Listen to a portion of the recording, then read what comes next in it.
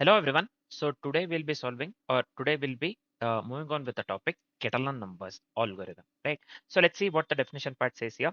Catalan numbers count the number of ways. What it does, it counts the number of ways to correctly form the structures, like balanced parentheses, BSTs actually, binary search trees, or polygon triangulations. Yep. So this is one of the uh, important things about the Catalan numbers. See, Catalan numbers, what it does, it counts the number of ways to correctly form the structures like balanced parentheses, BSTs, or the polygon triangulations. Yep.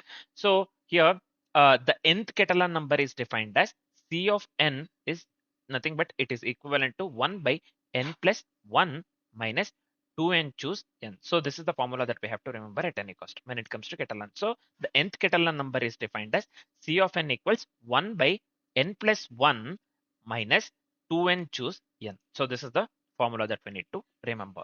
So next let's move on with the algorithm explanation. So we will be making use of we'll strictly make use of the dynamic programming when we are going with the Catalan numbers actually. When we are dealing with the Catalan numbers, just remember we'll be making use of the DP or the dynamic programming. See, let DP of I store the ith Catalan number, right? So DP of I, what it will do, it will store the ith Catalan number for each index that we consider, right? It stores the ith Catalan number. So what are the base cases? DP of 0 and DP of 1. Initially, the first index, the 0th index and the first index, we will be initializing this one to the 1. So let's look at the transition now. For every I, we will split into two parts, nothing but j and I minus j minus 1. These two parts we will be going with. One is j and another one is I minus j minus 1. So this we will be considering actually. For every I, split it into two parts, j and I minus j minus 1. This is fine, I believe. For every I, split it into two parts, j and I minus j minus 1. So then multiply the left and right possibilities. So we have already split j and I minus j minus 1, and then we will multiply left and the right possibilities both, right? The formula that we'll be going with is dp of I equals dp of I plus j plus dp of I minus j minus 1, as we have split into j and I minus j minus 1. It's as simple as that. You have to know this formula. To calculate the Catalan number, the nth Catalan number, so it is given by 1 by n plus 1 minus 2n choose, and this you have to remember. And while writing or while implementing in the form of code, we'll be going with this formula. Uh, dp of I equals dp of I plus j plus into dp of I minus j minus 1. Sorry, this is multiplication symbol into dp of I minus j minus 1. Yeah, these two things we have to remember at any cost. Yep, so this is fine. Now, let's try to articulate the same thing in the form of code. Yep, so let's do that. So first thing here, I'll just come here within the main method. What we'll do, so let's consider the simple example. We have to find the some Catalan number, right? So for that we'll be going with the n actually. In our case, let's assign the n to 3. Let's assign n to 3. So this is fine. Yeah, we have considered simple this one integer here. So we have to find the third Catalan number. Yeah, next, as I have said, we'll be strictly using the dp, right? So, and also we have discussed that dp of I stores the ith Catalan number, right? First let's consider dp actually. Yeah, we have to go with the array. So I'll just go with new long of size n plus 1 for the safety. Yep, so this is fine. Now, as per the this one, what do we call algorithm, the base cases, let's go with the base cases. Dp of 0 1 and dp of 1 equals 1. So let's consider the same thing here. So let me remove this anyways.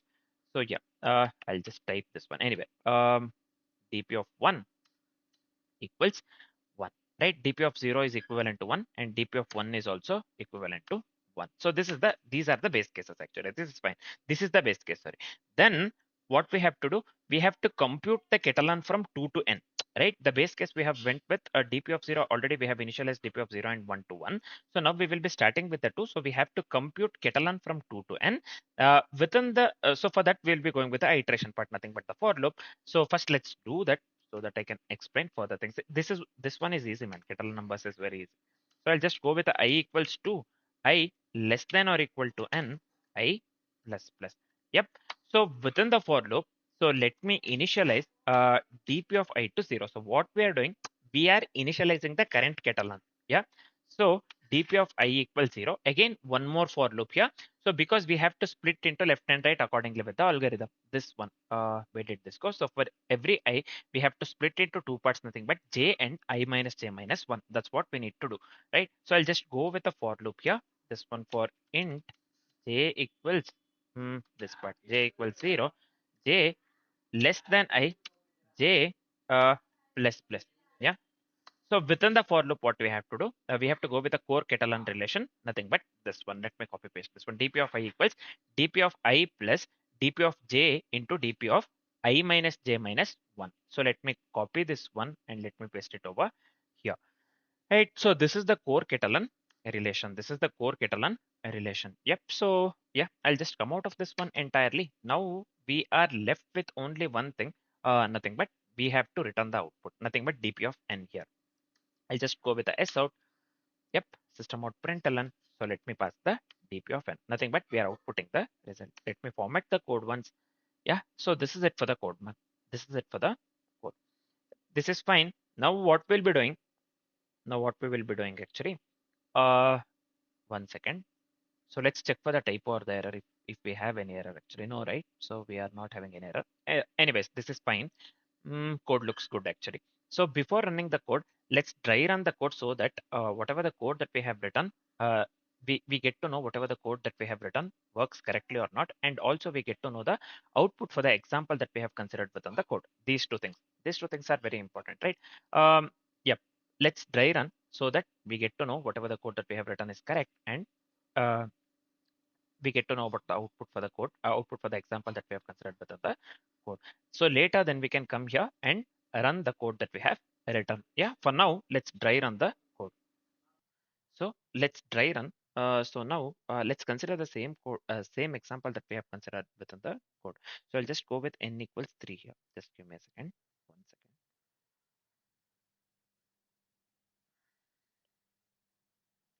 1 second. Yeah, let me consider here n is equivalent to 3. This is what we have considered within the code as well, right? So now first initialization step. So the base case dp of 0 and dp of 1, we have kept this one to 1, right? So I'll just go with dp of 0. Let me go with dp of 0 here.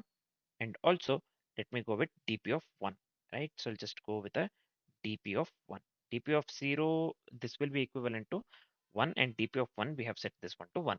So dp, initial dp, it would become n, we have considered 3, right? So initial dp, it would become 1100, as we are going with the size n plus 1 for the safety. Yep, we are going with the size n plus 1, if you look at the code actually. Yep. So next, let's go with the I when I is equivalent to 2, right?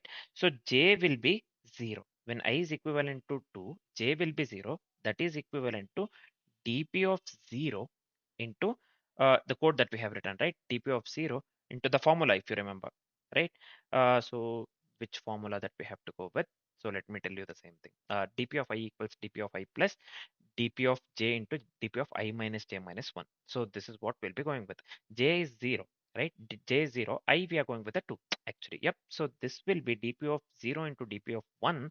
That is equivalent to 1 into 1, right? So this would lead to 1. When j is equivalent to 1, only we have to change the value of j. That's it. Yep. So this will be again dp of 1 into dp of 0 this time. So this would lead to same thing, 1 into 1, nothing but this also leads to 1. So dp of 2, dp of 2 becomes 2 actually. dp of 2 becomes 2. So this is fine. Next, let's move on with the I equals 3. When I is equivalent to 3. When I is equivalent to 3, j, let's go with a 0. J, let's go with a 0. J, let's go with 1, as I is 3 and j is equivalent to 2. These three things will be going with. Yeah. Finally, we will be getting dp of 3 actually. When j is 0, so we will be going with the same formula, man. No change actually. So I'll just go with here dp of 0 into the only change is I is 3, so we have to go with the dp of 2 here. dp of 0 into dp of 2, nothing but 1 into 2, that leads to 2. So this time this would be dp of 0, dp of 1, sorry, into dp of 1. Yep. So this would lead to 1 into 1, nothing but 1. Finally, we have to go with the j equals to 2. nothing but here in our case, it would be dp of 2 into dp of 0, dp of 2 into dp of 0. That is nothing but 2 into 1. That is nothing but 2 into 1, which leads to 2. Finally, dp of 3, we will assign this one to the 5. We will assign this one to the 5. So this is fine. We got dp of 3, that is equivalent to 5. That is equivalent to 5. When you sum up all the things, you get actually 5. So this is fine. So we will be summing up, right? 1 plus 1, 2, 2 plus 1 plus 2, nothing but 5. So initially 1, 1, 0. So you can ask that we are going with n equals 3, but we have 4 numbers here.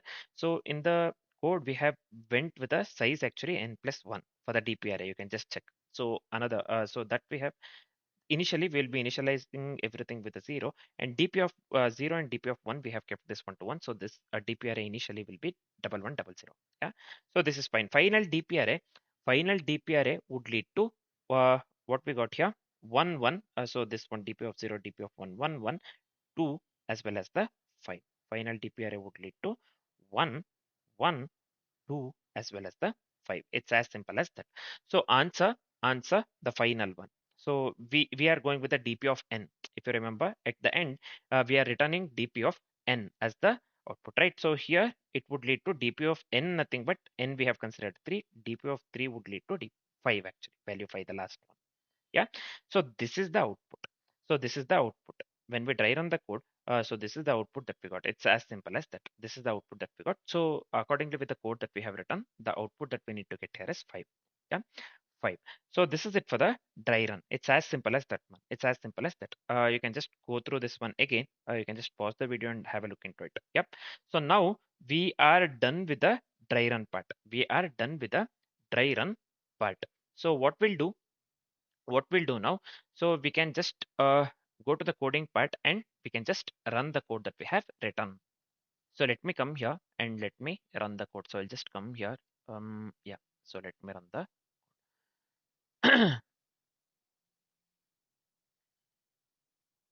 so what will be the output actually? We need to get the output 5, right? Accordingly, uh, yeah, accordingly with the code that we have written. Let's see. Let's check. Let's wait for some time as it is getting compiled actually. Yeah, you can clearly see the output that we are getting here as 5, which is absolutely correct actually. Yep. So now we are getting the desired output, man. It's as simple as that. Now, what shall we do? Let's do one thing. Let's discuss the complexities for the code that we have written. So what would be the time complexity as well as the space complexity? So the time complexity would lead to big of n square, as we are making use of the nested for loops, right? So we are going with the nested for loops. So the time complexity would lead to big of n square. And what would be the space complexity here? Space complexity, it would lead to big of n. In the worst case, we have to save all the numbers, right? So this one, space complexity would lead to big of n. The time complexity and the space complexity for the code that we have written would lead to big of n square and big of n respectively, right? So this is it for the time and space complexities. So we are done with the Catalan numbers. Next, what we'll be doing, we will be discussing on the topic matrix exponentiation, right? So for now, this is it. Thanks for watching, guys.